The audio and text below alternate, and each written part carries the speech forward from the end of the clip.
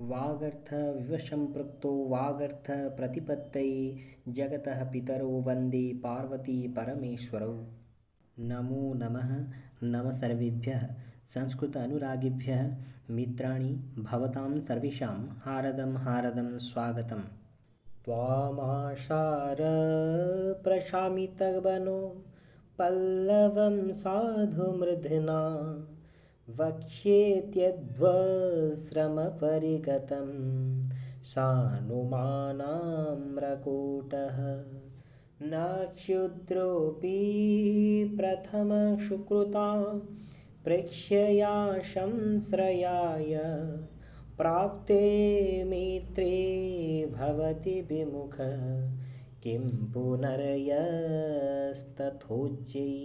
आम्रकुटः सानुमान् आसार प्रशमितवनो पल्लवम् अश्रुश्रमपरिगतं त्वां साधु मृधना वक्ष्यति क्षुद्रः अपि संश्रयाय मित्रे प्राप्ते सति प्रथमसुकृतापेक्षया विमुखो न भवति यः तथा उच्चै सः किं पुनः।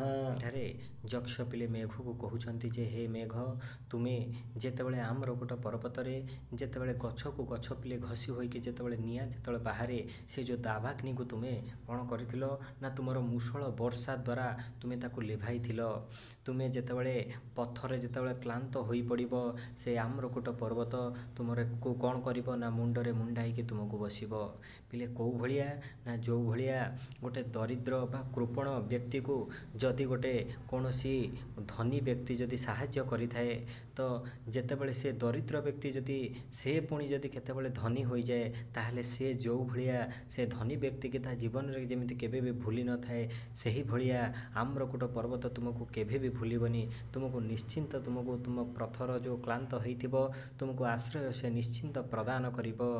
କାହିଁକି ନା ଗୁଣବାନ ବ୍ୟକ୍ତି ପିଲେ କେବେ ବି ସେ ଯଦି କାହାଠାରୁ ଯଦି କୌଣସି ଯଦି ସହାୟତା ପାଇଥିବ ତାହେଲେ ସେ କେବେ ବି ଭୁଲିବ ନାହିଁ।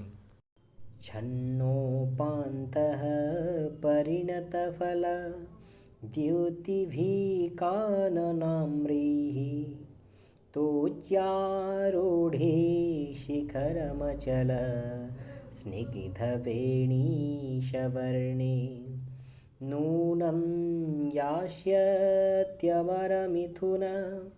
प्रेक्षणीयामवस्थां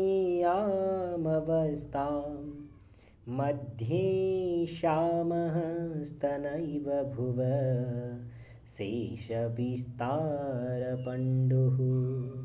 हे मेघः परिणतफलद्युतिभिः काननाम्रैः छन्नोपान्तः अचलः स्निग्धवेणीशवर्णे त्वयि शिखरम् आरूढिशति मध्ये श्यामः शेषविस्तारः पण्डुः भुव स्तनैव अमरमिथुन प्रेक्षणीयाम् अवस्थां यास्यति नूनम्।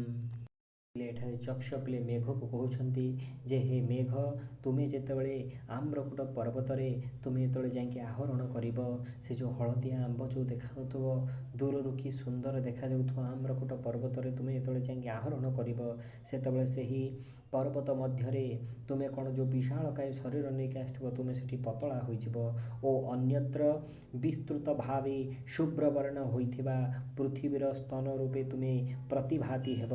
ଫଳରେ ଏତାଦୃଶ ଦୃଶ୍ୟମାନ ତୁମେ ଦେବ ଦମ୍ପତିଙ୍କର ଦର୍ଶନୀୟ ଅବସ୍ଥାକୁ ପ୍ରାପ୍ତ ହେବ। ସ୍ଥିତ୍ୱା ତସ୍ମିନ୍ ବନଚରବଧୂ ଭୁକ୍ତକୁଞ୍ଜେର୍ମୁହୂର୍ତ୍ତଂ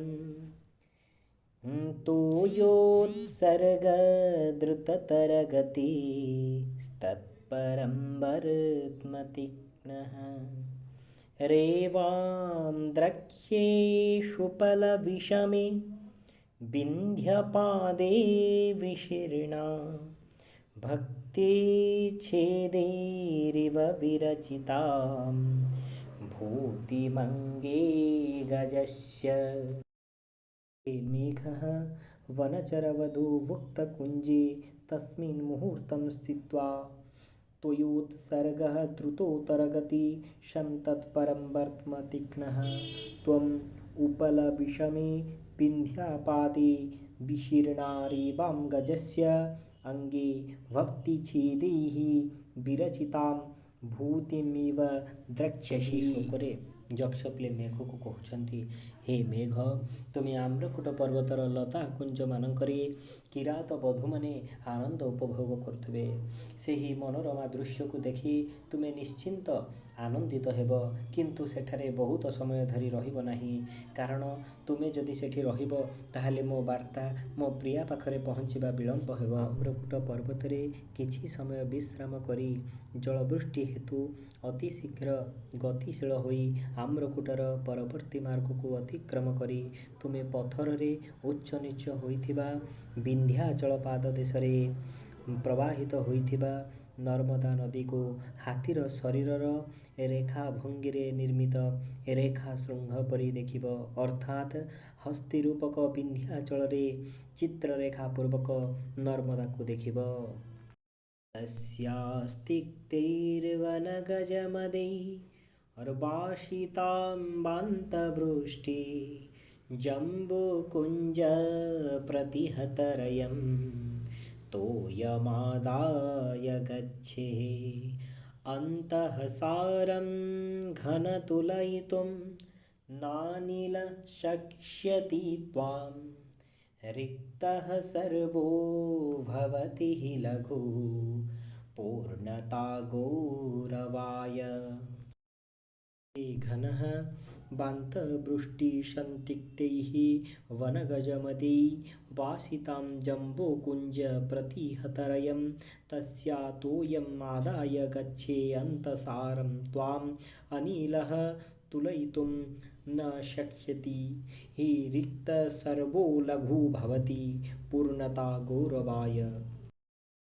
ଯକ୍ଷ ପିଲେ ମେଘକୁ କହୁଛନ୍ତି, ହେ ମେଘ, ତୁମ୍ଭେ ବିନ୍ଧ୍ୟାଚଳରେ ବୃଷ୍ଟି କରି ବନ୍ୟ ହସ୍ତୀର ମଦ ଜଳରେ ସୁବାସିତ ଜାମୁ ଗଛର ଲମ୍ବି ଯାଇଥିବା ଡାଳରେ ପ୍ରତିରୁଦ୍ଧ ଗତି ସମ୍ପନ୍ନା ନର୍ମଦା ନଦୀର ଜଳକୁ ପାନ କରି ଚାଲିଯିବ।